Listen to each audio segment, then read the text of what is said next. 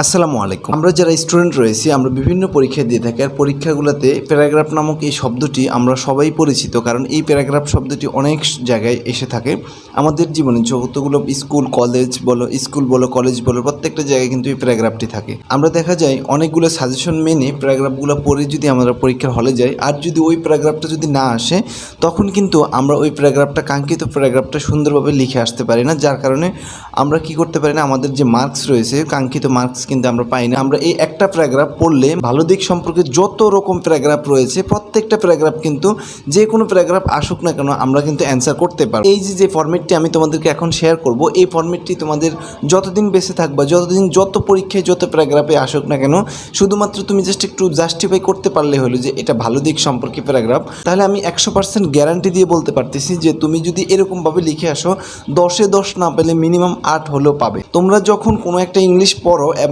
সেটি যদি অর্থ সারা পড়ে যাও, অর্থ সারা পড়ে যদি মুখস্থ করো, সেটি কিন্তু বেশি দিন তোমাদের মনে থাকবে না। তো আমি আজকের ভিডিওতে তোমাদেরকে একদম সম্পূর্ণ অর্থসহ বঙ্গানুবাদ সহ তোমাদেরকে বুঝিয়ে দিচ্ছি। তোমরা একটু ধৈর্য সহকারে এই 2-3 মিনিটের ভিডিওটি দেখলে আমি আশা করি সারা জীবন তোমার অনেক বড় উপকার হবে এবং সারা জীবনে আর কখনো কোনো দিন প্যারাগ্রাফ মুখস্থ করা লাগবে না।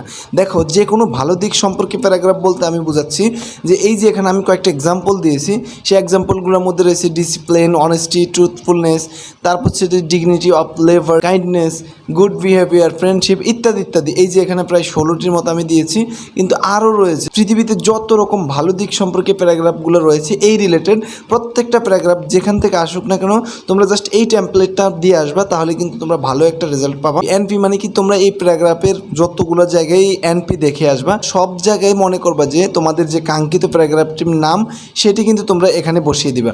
যেমন ধরো তোমরা এডুকেশন নিয়ে একটা প্যারাগ্রাফ আসলো, তাহলে তোমরা এই যে এখানে এনপির জায়গায় বসিয়ে দিবা education is the most valuable and powerful element of success in life. শিক্ষা জীবনের সাফল্যের সবচেয়ে মূল্যবান এবং শক্তিশালী উপাদান। In the absence of it there would be causes and confusion in the society. এর অনুপস্থিতিতে সমাজে বিভ্রান্তিকর পরিবেশ সৃষ্টি হতে পারে। So it is necessary for all sphere of our life. অর্থাৎ এটি আমাদের জীবনের সমস্ত ক্ষেত্রের জন্য প্রয়োজন বোধ করে। It is the key to success in life. এটি জীবনে সাফল্যের চাবিকাঠিও বটে। It we make a list of successful people who have acquired a high degree of proficiency in their respective vocations. যদি আমরা সফল ব্যক্তিদের একটি তালিকা তৈরি করি যারা তাদের নিজ নিজ পেশায় উচ্চ ডিগ্রি অর্জন করেছেন, we will find that their success depend mainly upon this great virtue. আমরা দেখতে পাবো যে তাদের সাফল্য মূলত এই মহান গুণের উপর নির্ভর করে। Though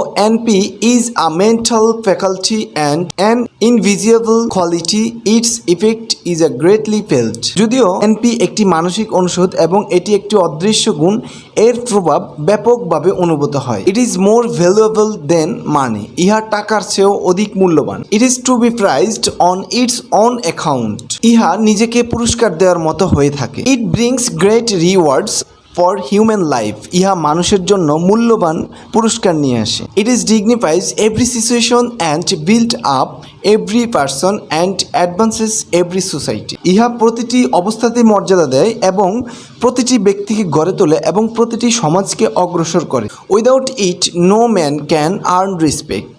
ইহা ছাড়া কোনো ব্যক্তি সম্মান অর্জন করতে পারে না। NP is also backbone of one's existence. NP একজনের অস্তিত্বেরও মেরুদণ্ড। Without it no man can not accomplish anything great or glorious in life. এটি ছাড়া কোনো মানুষ জীবনে মহৎ এবং মহামান্বিত কিছু অর্জন করতে পারে না। In the absence of it a man losses every charm of life and all other versus and those E becomes unfit for useful existence. এর অনুপস্থিতিতে একজন মানুষ জীবনের সমস্ত আকর্ষণ এবং অন্যান্য সমস্ত গুণ হারিয়ে ফেলে এবং একইভাবে সে দরকারি অস্তিত্বের জন্য অযোগ্য হয়ে পড়ে। In a word, those who have risen in their respective vocations have done simply by dint of it.